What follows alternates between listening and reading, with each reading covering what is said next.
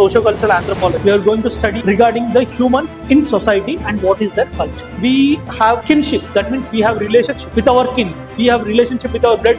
How is it maintained? What is the meaning of anthropology? Scope, to what extent anthropology is applied? What is the contemporary scope? So we are going to see how globalization impacted these people. Then we have political organization. So we are going to see what concept of power, authority, legitimacy, not in the mainstream society, but especially in the simple society. Why women population is increasing, or the elderly population of women is increasing. The problems faced by women or men or the children. Why South people are having less fertility than the North? Or can entire state have one tribe or multiple tribes? So you are going to understand its relation and what are the political consequences that you come across in the formation of state. If UPSC wants to confuse you, first thing what it can do is ask you critically examine or critical analysis. Second thing, link it with the contemporary happening. These are the only two ways UPSC can make the question paper difficult. In the 2024, in the 2023, the paper 2 is becoming little unconventional. The paper 1, though it is static, it is becoming critical. Critical means they are always asking to find out the flaws with respect to the topics that are there. Coming to socio-cultural anthropology. In socio-cultural anthropology, we are going to study regarding the humans in society and what is their culture. Right? So as a humans, we live in society. We have marriage, different types of marriages. And what is the reason behind these marriages? Why are you practicing it? And why should one practice it? We have kinship, that means we have relationships with our kins. We have relationship with our blood groups. So how is it maintained? Why property is from mother to daughter only, or father to child, or father to son only? So we are going to study all these things in socio-cultural anthropology, and it is simple. So first you will be learning about what is the meaning of anthropology, scope, to what extent anthropology is applied, and what is the contemporary scope. Okay, so you will be seeing how anthropology developed over a period of time. What was its scope in the beginning, and what is its scope now as well. And then you will be seeing what is the relationship of anthropology with other disciplines. So how is it related to psychology? How is it related to medicine? Or how is it related to biology or life sciences, medical sciences, behavioral sciences, earth sciences? How is it related to geology? How is it related to social sciences? So these all things we will be seeing. What is the similarity? Are the methods used are same? Are they borrowing anything from each other? Are they influenced with each other? So that we'll be learning as a part of 1.2. Then you have 1.3. Here there are different branches of anthropology, okay, which are given by Franz Boas. Socio-cultural anthropology, which we are dealing with, right? And then biological anthropology, which we have already seen. Then archaeological anthropology, which is the other module, and linguistic anthropology. Now these things should be read at the end. Once you finish entire biological, socio-cultural, archaeological, or linguistic, which is part of unit 7. So once you finish this, you will be able to write in your own words. You need not write or read this topic in isolation and try to mug it up, because before understanding all the topics, you cannot understand what is it doing. So once you understand individual topics and come to this chapter at the end, we'll be studying culture. What is culture? What are its characteristics? What is civilization? What is the difference between culture and civilization? Okay. Then in 2.2 we have society. Then we have marriage in 2.3. Then we have family. We will be understanding different types of family and what is happening to the family. Is the family remaining same in the past and current? What are the changes? What are the factors influencing the changes in the family? Then I told you relationships, how you inherit the property, whom you treat better, your mother side or father side. Why are you treating one side better and not other? So these all things we'll be studying here. And third unit is economic organization. So we'll see that there are different types of economic organization. You have hunting, gathering, fishing, pastoralism, horticulture, intensive agriculture. These are different types. How did it come? And what are the people belonging to that particular organization having social relations? What types of social relations? Marriage, what type of marriage, what type of family, what type of economic organizations, which tools they are using, what political organization they are having, and we are going to see what religion they are practicing.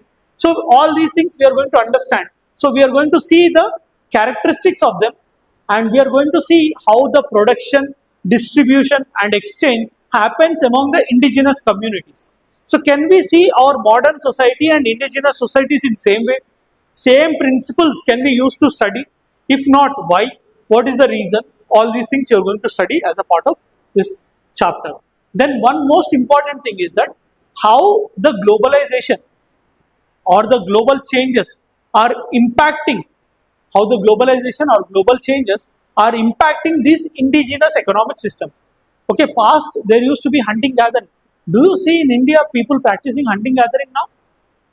Because killing a particular animal under Wildlife Protection Act is a crime. They cannot continue now. Now what happened to them? What changes have happened? Or previously pastoralists, they used to go from one place to another place. They didn't used to bother. They used to cross the boundaries. But today, can they cross the boundary of India and go to Pakistan? In the past, they used to do so for grazing purpose. Or the Ladakh people used to go to Chinese lands, which is part of China now. Then there was no boundaries. So after the formation of states only, these differences arose. So we are going to see how globalization impacted these people. Then we have political organization. So we are going to see what concept of power, authority, legitimacy, not in the mainstream society, but especially in the simple society, like which are having tribes, you have clans, you have lineage groups, very small band groups. In them, how the power, authority or legitimacy is maintained. So we know that they don't have this judiciary, they don't have police system, they don't have law and order, but still they are also maintaining the calm and peace within the society. They are cooperating. How are they doing it? We are going to see what is making them do it. How are they able to maintain law and order, peace, even without these formal mechanisms? So what are their mechanisms? We are going to understand in this syllabus. Okay, so we are going to see different types of political structures and what are their features and how are they maintaining this power dynamics and the social control within them. Then you have religion. There are different types of religions, right? So in indigenous people, they practice different types of religions, and we have theories explaining this religion. We are going to study magic, religion and science. How are they different from each other? How are they similar to each other? And who are practicing magic? What are they called? Okay, practitioners of magic, practitioners of religion, practitioners of science, we are going to study. And these practitioners, what methods or methodology they are going to use, that also we are going to study in this chapter. So religion is very interesting and we are going to study it in detail in unit 5. And then you have unit 7, language, culture and communication. Now some people say that if in your language, if you don't have gender words, you won't be gender biased. Okay, suppose there is no he or she word at all. Then they say that because there is no he or she word, they are not sexist.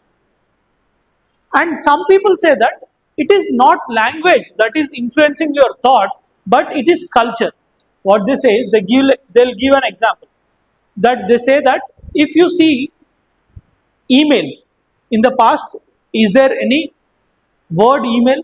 Only when you have created it, then you got that thought of email or word of email. So they are saying culture influences the thought, and some people are saying thought influences culture. So language influences culture. So they are trying to debate it, whether language is influencing the thought or culture is influencing the thought. And you are going to understand what is influencing our mind exactly. Because everything that we understand, we think is in terms of language only. So where did the language come from?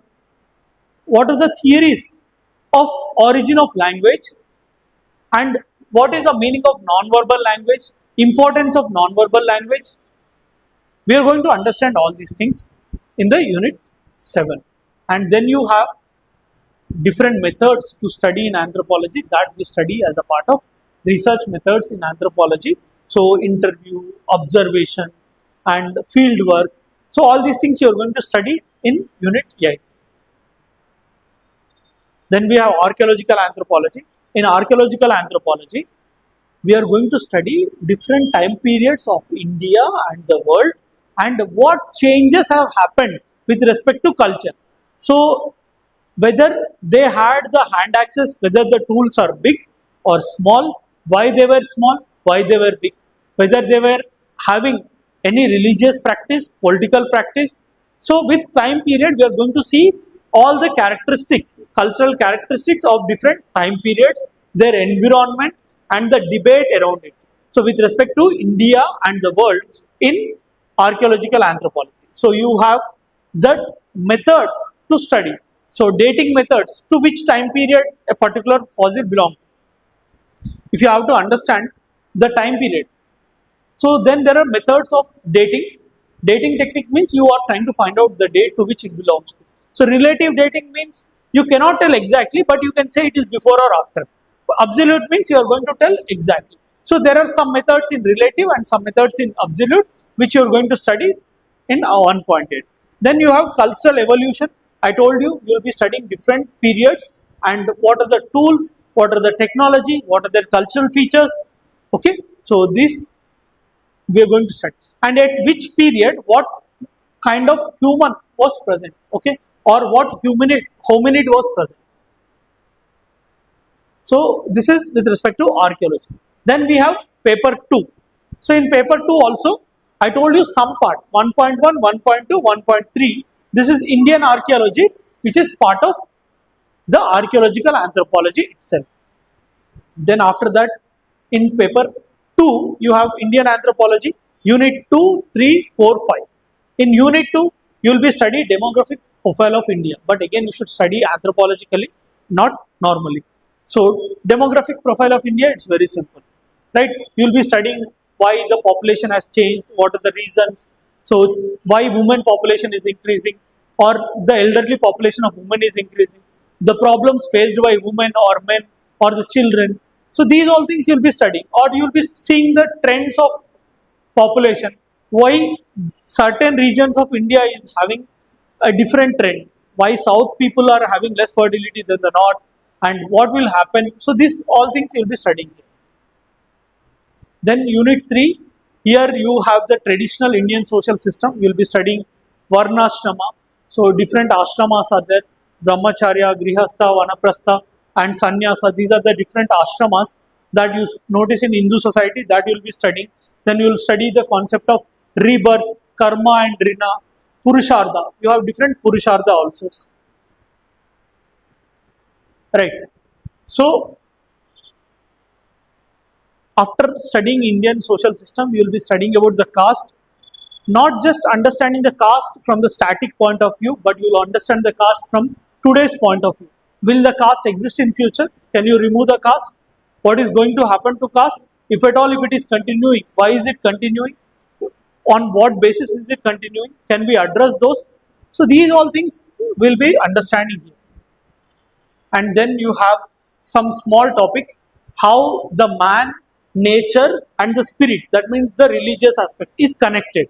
So this has been given by LP Vidyarthi, and you will be studying which tribes are practicing it and what is its relevance in today's era, why you should study in today's aspect. So contemporary view of this we are going to study in paper 2. And then you have impact of various religions, Buddhism, Jainism, Islam, Christianity on Indian society. Again, when you are writing this, it should not be very general, because in GS also you study this. But when you are writing in anthropology, you should answer it from the anthropologist's views. You should study what anthropologists have said, in which book, what did they say, what social impact, what economic, political, religious, these all things you can write, but only with the views of anthropologists. But we cannot remember many anthropologists, but at least 4 anthropologists for each, and their names should be remembered in this chapter. Then you have 4th unit. So how anthropology developed in India, what changes have happened over a period of time, the colonial impact on India, impact of British anthropologists, American anthropologists, and what contributions anthropologists have made to India to study rural villages or to study tribals. So all these things we are going to study as a part of unit 4. Then Indian village we are going to study what is there within Indian village. Then we are going to look at linguistic and religious minorities. So linguistic minorities, how are they defined? What are their problems? How anthropologists try to understand their deprivation, different types of deprivations they are going to face. Okay, they are facing. Okay, you have to look at it anthropologically. Again, this sounds like general studies. That is the reason why people are getting less score in GS. Sorry, paper 2, because they are writing GS kind of answers here. That is the reason they are getting less score in paper 2. So keep in mind that when you are writing or reading these topics, it should always be anthropological, and you are writing it from anthropological point of view. Then you have processes of social change: Sanskritization, Westernization, globalization, modernization. Sorry, Westernization, modernization. What are the differences between Westernization and modernization? How anthropologists try to understand it. So these all things you learn as a part of 5.3. So here you are trying to understand how these processes are leading to the cultural change. So we are interested in understanding the evolution of humans from social, biological, cultural. So with respect to culture, we are studying here how the changes are happening. That too in specific to India. So that's what we do in 5.3. Then tribal anthropology. Tribal anthropology, it sounds very simple, very straightforward, very generic. But again, here the scholarly perspective matters a lot. So tribals, if you see, we study what are the problems of tribals, then the developmental issues with respect to tribals, and exploitation of tribals. Okay, and we are going to see the contemporary tribal societies, what is happening to them, and modern democratic institutions like Panchayat Raj, and you also have election mechanisms over there. How are they influencing these tribal people? Previously they didn't had it. Now you have introduced. What changes you notice? And different measures and programs you study part of it. And then ethnicity. So what is ethnicity? Ethnic means a group.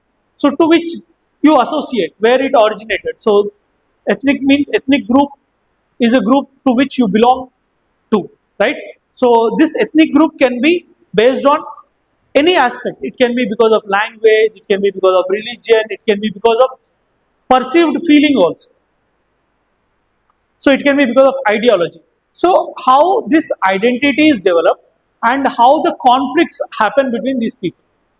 You need to understand how the ethnic conflicts happen and what is the reason. Because you have seen recently Naga Kuki issue and Mighty and Kuki, right? Meaty Kuki issue in Manipur. So the lowland people and the highland people have come into conflict with each other in Manipur, and there was a lot of chaos that has happened. What is the reason? Why is this happening?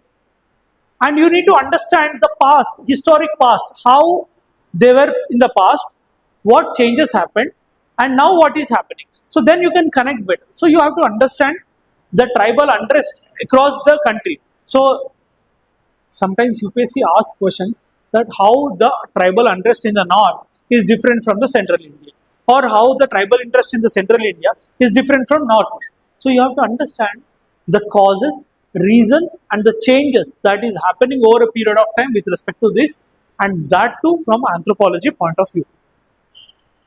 Then you have religion. What are the religious influence? So you have influence of religion, Hinduism, Buddhism, Christianity, Sikhism on tribals. There in 3.4 we have seen on Indian society. Here we will be seeing in specific to tribals. And then 8.2 you have tribe and nation state. So the tribe, nation, state. What is tribe? What is nation? What is state? What is the relation?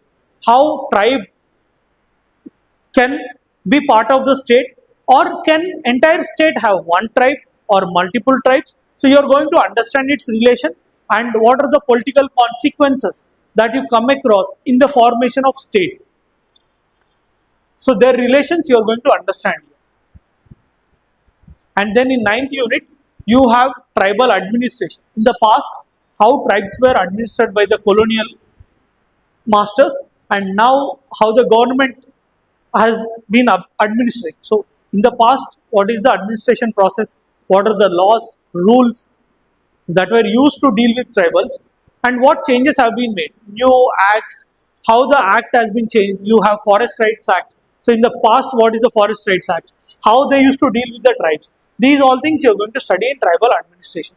Then you're going to study applied anthropology. So the role of anthropology in understanding the villages, or role of anthropology in understanding the tribes.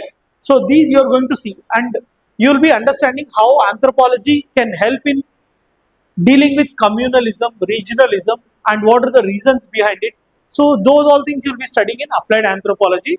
Then you will be understanding the social movements, different social movements, how these movements are arising, what are the causes behind it, what can be the reason for triggering a particular social movement, and if you have to deal with social movement, what should be done with respect to anthropology.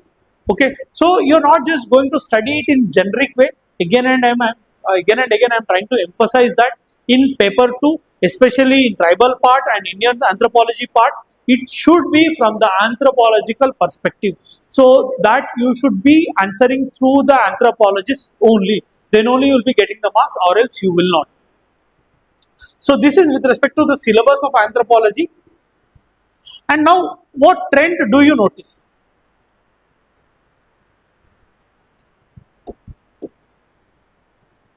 The trend is all the optionals are treated similarly. All the optionals are treated similarly.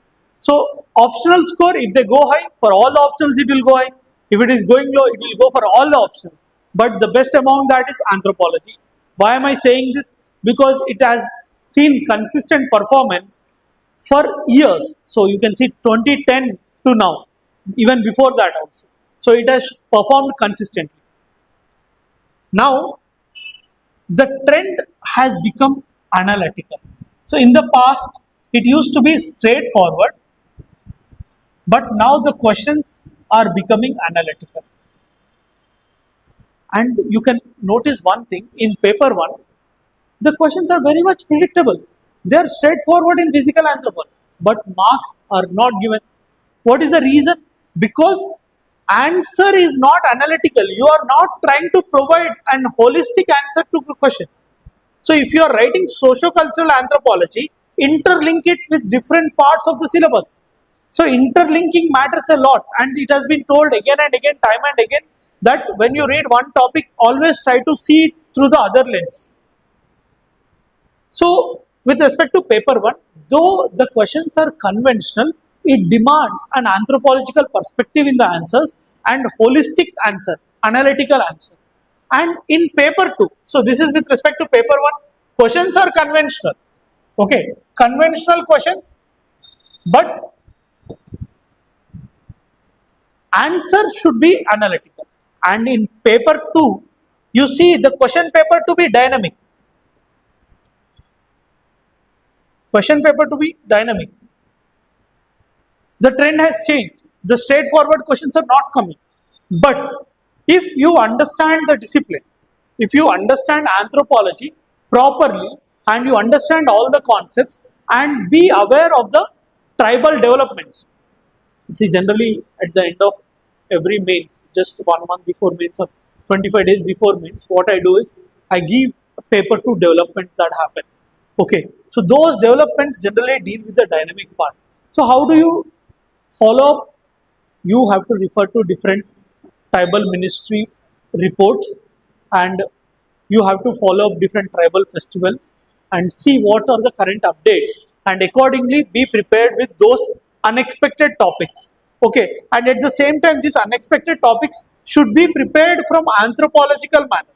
Generally, what people do, they'll take the example from newspaper and they think that it is the addition, but that's not the thing. You should try to go and search, because Birsa Munda and his name regarding the contribution to freedom movement has been in news many a times, and everybody knows it. Birsa Munda is going to be asked, but if you see, the answer for anthropology is altogether different.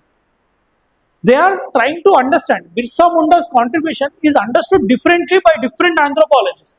Some people consider it as rebellion, some people consider it as freedom movement, and some people see it differently. So, using that anthropologist, you have to answer this question. But people tend to think that Birsa Munda rebellion means or Birsa Munda contribution to freedom movement. They try to write generalistic answer. So that's where they go wrong. You should take what is happening or going on in the current aspect and then bring the anthropological approach to that particular topic, then you integrate it with respect to syllabus, then only you will be scoring the marks, or else it is going to give you a negative impression then. So this is the trend with respect to paper 1 and paper 2. And paper 1, it is conventional, but you should give anthropological perspective. That's what I was saying. In the class, we will be learning the socio-cultural aspect and evolutionary aspect of the physical anthropology. And in socio-cultural anthropology, we are going to see the analytical, critical dimensions of each and every part of the syllabus. If you can do that, then your paper 1 is good. And if you are going to follow up the dynamic part, which is my job, I am going to do, and I am going to include the anthropological angle as well. So that also can be dealt with. Okay. So if you are doing on your own, then just try to do it in this way. Just keep the updates and connect it to anthropology accordingly. So what are the high priority areas? Without these, you cannot write good answers in anthropology or cannot score well. First is anthropological thought.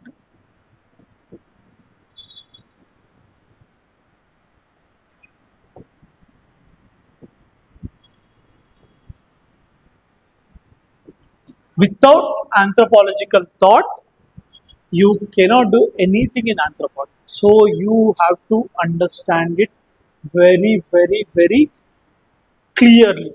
So mark it very important. Generally, most of the students, what they do, they only read it superficially, think that I'll mug up these 10 theories, then my job is done. But if I have to tell you, this have to be this have to be understood from other chapters as well, because you will be having marriage, you will be having religion, you have economic organization, you have political organization, you have language, you have research methods. In each and every chapter, there is application of these people, and in physical anthropology also you have application of these people. And if you are not applying them, then automatically your answer feels non-anthropological and generalistic, and you have chances of dropping the score. That is one priority area. And then other priority area is physical anthropology, because in physical anthropology you should understand your basics and try to give the perspective of socio-cultural and the evolutionary aspect. So anthropological thought you cannot miss anyway. So you have to understand it in detail, complete detail. Okay, then its application becomes easy. So one high priority area is anthropological thought. 40 to 50 marks come every year. And then you have Indian anthropology. Indian anthropology unit 4 of paper 2. This is the very high priority area. You have to understand all the Indian anthropologists. What are their contributions to different tribes? If you study their contributions properly, your half of your tribal anthropology is done there. And even in unit 5 also, unit 3 also, you have their applications only. So when you are reading unit 4 properly, your all other chapters are going to become easy in paper 2. So these are the two very high priority areas. Archaeological anthropology and physical anthropology, anyhow, it is important, but they can be read in isolation also. Physical anthropology, you can read it separately. But Indian anthropology without anthropologists, you cannot study it properly. Or tribal anthropology, you cannot study it without Indian anthropologists. And at the same time, without anthropological thought, you cannot study all other chapters in a holistic manner. So these becomes very high priority areas for anybody who is starting their foundation. Then you have most repeated themes. So most repeated themes can be deduced from PYQs. So if you see PYQs, from there you will understand what are the most repeated themes. And this analysis of PYQs I have posted on YouTube also. You can go to YouTube and you can see paper 1 analysis and paper 2 analysis. From there you will be able to understand what are the most repeated themes. So in physical anthropology, every year physical anthropology 9.1, 9.2, this become very important, 9.1, 9.2, 9.3, and 10, 11, 12, these also are very important. For 10 marker, 9.1, 9.2, 9.3 is important, 10, 11, 12, again 15 marker, and 9.6, 9.7, 9.8, these are important from 20 marker point of view. Again 9.6 is 10 marker. So these all trends have discussed. What are the most repeated? I have done analysis of 2021 or sorry 2022, 23, 24 for each topic in paper 1 and paper 2, so that you can get a clear idea which theme. Okay, so under this YouTube video link I'll be posting those links as well. So if you want to watch the analysis and see the most repeated themes, from here you can understand. So in paper 2 also you'll understand what are the most repeated themes and from where the marks are coming. Okay, so this is with respect to most repeated themes that you can go through the YouTube videos and understand. Then what are the emerging trends?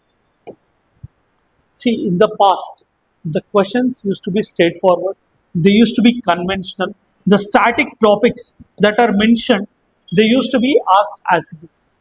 But what is happening today? If you see 2024 paper, they have asked what are the contemporary challenges in the fieldwork, ethical challenges with respect to fieldwork in socio-cultural anthropology and biological anthropology. They asked about artificial intelligence and the challenges that are involved. So these all things are contemporary and dynamic. So now the static things alone do not work. You have to be updated with the dynamic part as well. So dynamic doesn't mean newspaper, but dynamic means that what are the developments that are happening with respect to anthropology. So what changes you notice here with respect to anthropology? So I'll give you an example that there is digital anthropology book. A book named Digital Anthropology has been published by Heather Horst and Daniel Miller.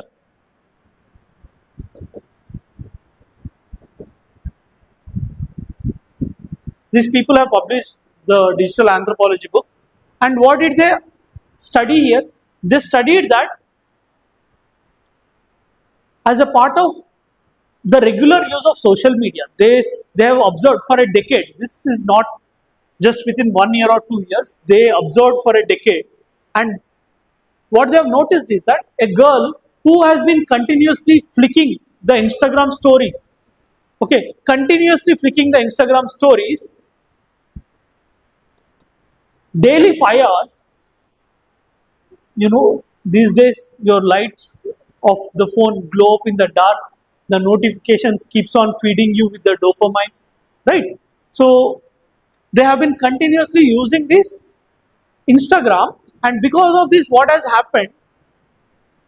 Within the brain, there is a part known as amygdala, which is used to deal with the fear. Okay, so this amygdala is something that has evolved to deal with the fear within the brain. But now when you use your Instagram stories continuously or you keep on watching the reels, after 2 years, it has been observed that this amygdala, this part has shrunk by 12%. So it reduced by 12%. Now, whenever the danger or the fear comes, you cannot deal it with the same manner you can do it in the past. Okay, so there is a reason behind it. And next, they also observed that dopamine, there is continuous dopamine supply through the notifications and the posts and the content that you come across the social media. And now this dopamine which is consistently being supplied, because of it, the brain is getting confused and it is not able to make proper decision due to the content that is posted. Now you are not able to make decision easily. So the efficiency in decision making has also been reduced because of the changes that is noticed in the prefrontal cortex within the brain. Why am I telling this? Because when you write 1.4 unit, their cultural factors influence biological evolution. You have seen, right? There, if you can quote this, what is happening today? So you have to understand. You can write culture influences biology. That means you might write example, technology is leading to the biological change. But how? So when you link it to anthropology, find out the work done, then you can show the outcome. So this is how you can relate the dynamic part. You should follow up the dynamic part.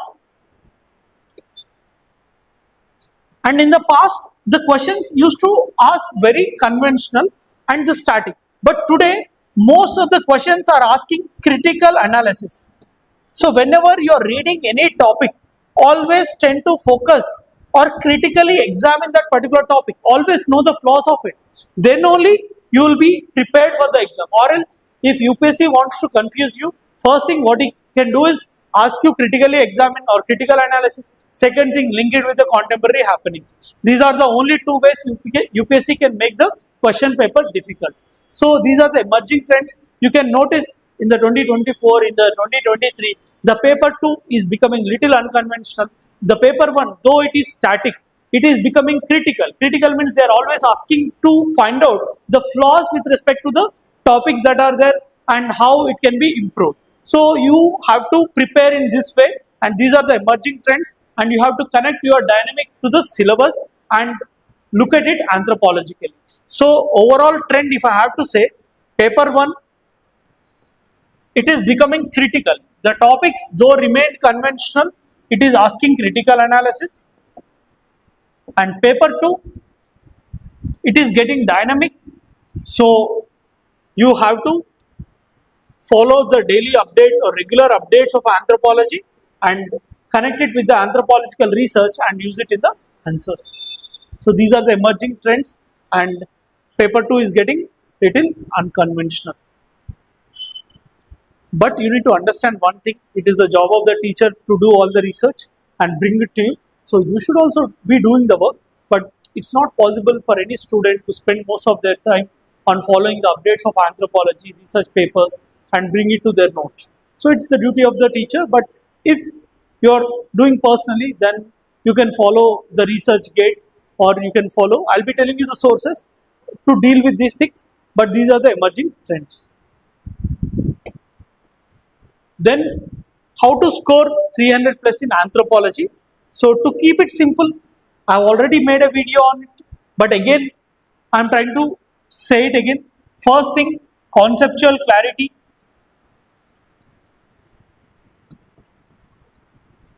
Once you have conceptual clarity, then you have to make your notes and short notes.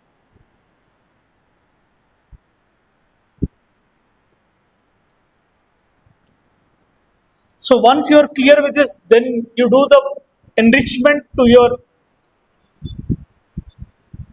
notes. How do you do the enrichment? If somebody is dealing there itself, then it's fine. But if you haven't done, this enrichment can be done by adding anthropological perspective from the research papers.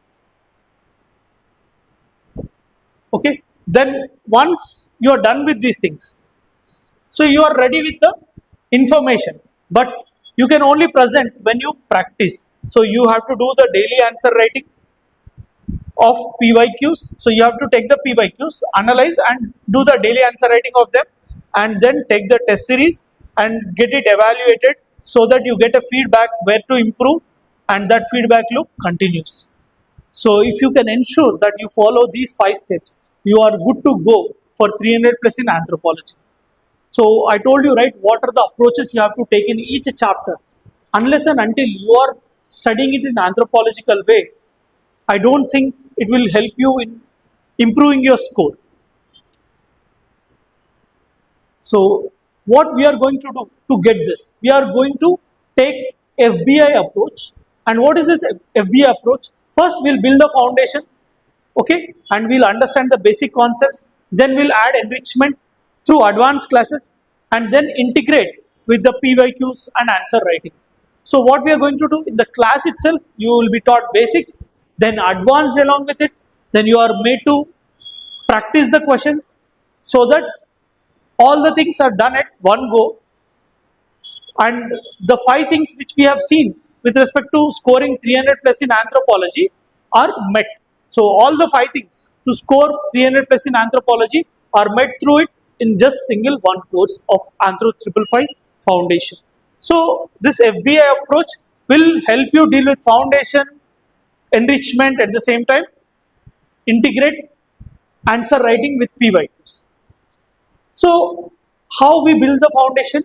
First, conceptual clarity, absolute core conceptual clarity is needed, and I emphasize again and again, without that the entire anthropology becomes a a hurdle for you to cross in the coming years. If you are not clear with the concepts, what you will do? You will complete the syllabus, but just completing the syllabus won't help, because you should be able to present so that you get marks. You complete the syllabus, you present it, but if you are not getting the marks, then there is of no use.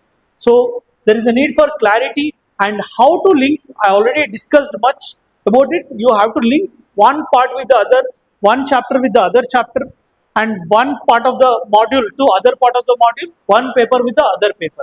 It is very, very important to interlink the topics, and then you have to master the style of answer writing. What should be in your introduction? What should be in your body? What should you write in your conclusion? For every chapter, there is an approach. Okay, so as and when we discuss a syllabus topic in the class, what we are going to do is how you are going to write an intro, how you are going to write your body, what all points you have to mention, what are the counterpoints you have to mention, and what conclusion you have to write. These all things we are going to discuss, and because of this, you will be given already 3 questions a day in the foundation to practice. So when you go and implement this, you will be slowly mastering the structure and learn the answer writing. And then finally, you will be given the respective value addition in the class itself. So that will lead to the contextualization. So I told you that you have to contextualize the introduction, body and conclusion. So you should not write randomly. For every topic, writing the same introduction. See, language is a chapter. So now what people do, any question that comes from language, they start with the definition of language. That is completely wrong to do so, because the question is not demanding. You have to contextualize your introduction according to the demand of the question. So that we are going to train you along with the structuring of your answer. So this is how we build the foundation. And I told you the trend analysis, first you have to understand, focus on the core themes, like I've told you, anthropological thought, Indian anthropology, and unconventional questions. How we are going to tackle that, you will be made to practice here itself in the test, and then you have answer writing, and smart and ready to use content will be provided in the classroom. So integration of current affairs will happen, PYQs are discussed, and you have one-on-one mentorship with me directly.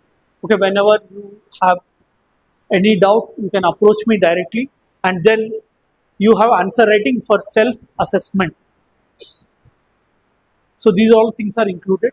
And what are the sources one has to refer? Sources to refer. Listen carefully. First, we have socio-cultural anthropology.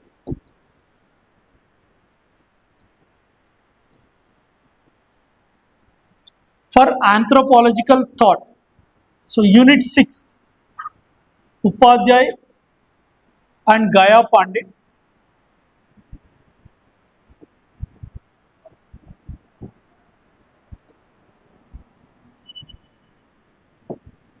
For unit 6. Then coming to 2, 3, 4, 5, 6, 7, 8. You can refer to IGNO, EPG Patashala,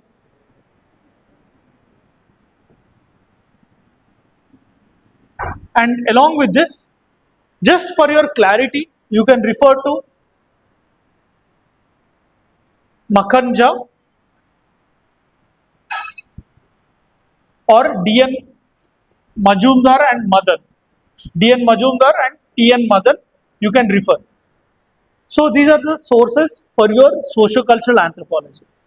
Okay, so in many of the areas, critical part will be missing. The critical analysis will be missing. That you can add by referring to extra sources such as ResearchGate,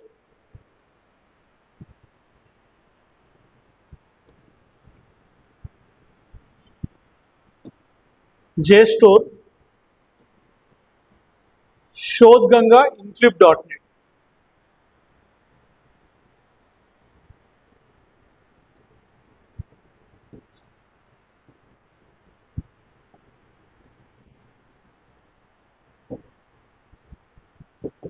Okay, these are the standard sources for socio-cultural anthropology. And then coming to physical anthropology.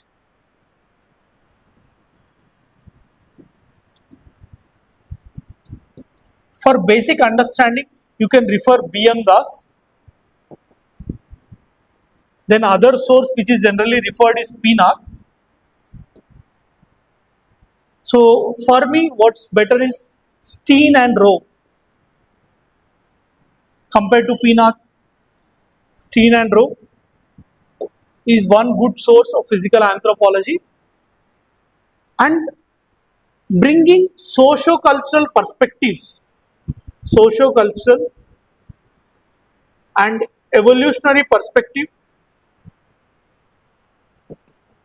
and latest examples. Again, you can refer ResearchGate, JSTOR and Shodhganga. So from here you can get those things and you can add here. This is with respect to physical anthropology. Next, coming to archaeological anthropology.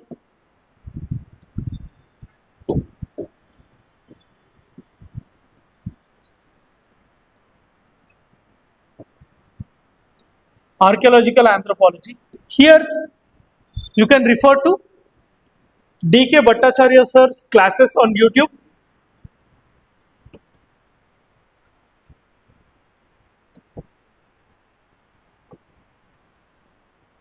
And his archaeology book is also there that you can refer along with IGNO material. So along with this, if you can refer these things, this is more than sufficient.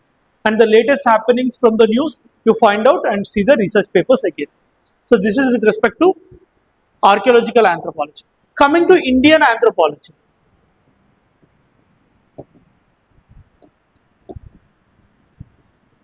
So for unit 2, so you have to follow and link. See, you have to link unit 11 here. The demographic theories that you read as a part of unit 11 in paper 1, that 11.2 you have to link it here. And at the same time, here what you should be doing extra is follow the current affairs, because population trends that you have to get from the newspapers. And anthropological aspect you can link to unit 11.2 and some of the scholars if you find.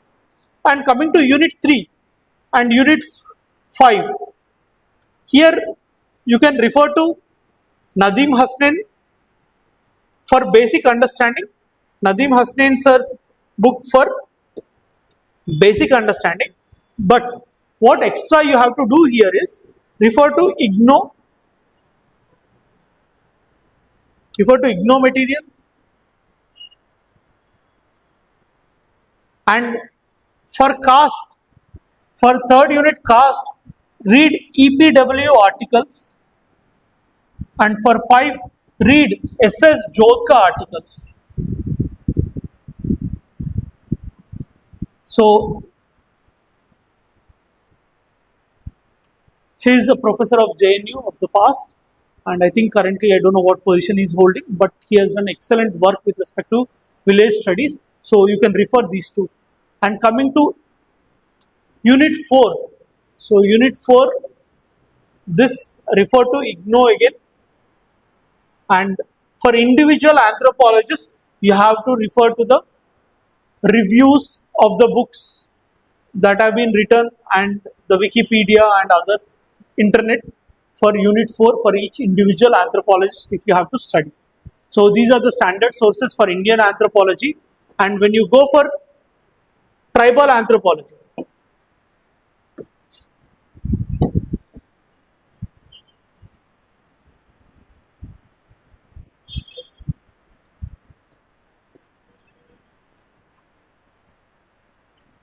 so here first preference is IGNO. Then regarding the tribes, watch the series on YouTube, Maybe Bharat.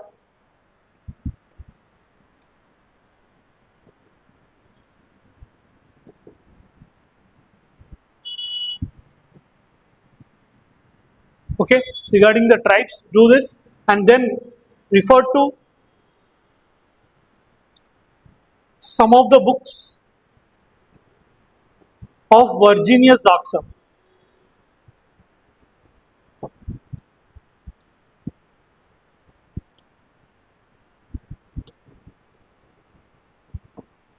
So there is one book, State, Society and Powerless.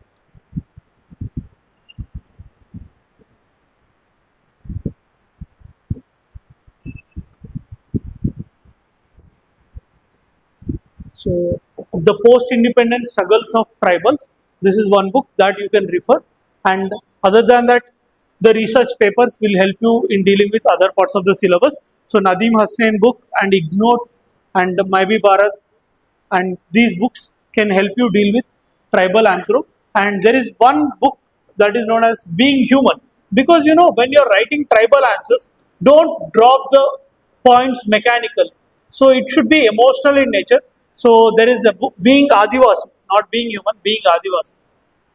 So Being Adivasi is one book which you can refer to get good score, so that you develop the tribal style of writing. Okay, so you can empathize with them, that emotion can flow in the answer when you read such books, and you can get the content from here.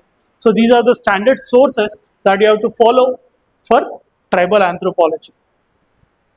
So the reference materials and the standard sources I have completed there itself. And then the key deliverables as a part of 555 Foundation. First, you will get 250 plus hours of classes. So where we'll be covering basic, advanced, daily answer writing, revision, short notes, everything. Okay, so I'll be discussing the PYQs. I'll be giving you handouts. At the same time, I'll be giving you daily assignment, daily 3 questions to practice, discuss them. Okay, and whenever you have doubts, you always have one-on-one mentorship with me directly. And the ready-made templates, I'll be telling you in the class, if at all the question comes from this topic, what should be your basic intro, what should be your basic conclusion, and how your body structure has to be.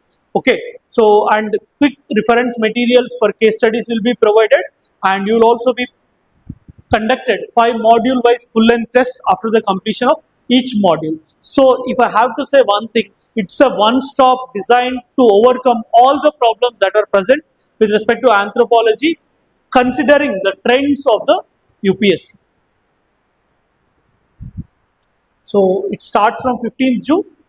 There is a link below. You can register there. And if you have any queries, reach out to the number that is given. Our admin team will help you. Thank you.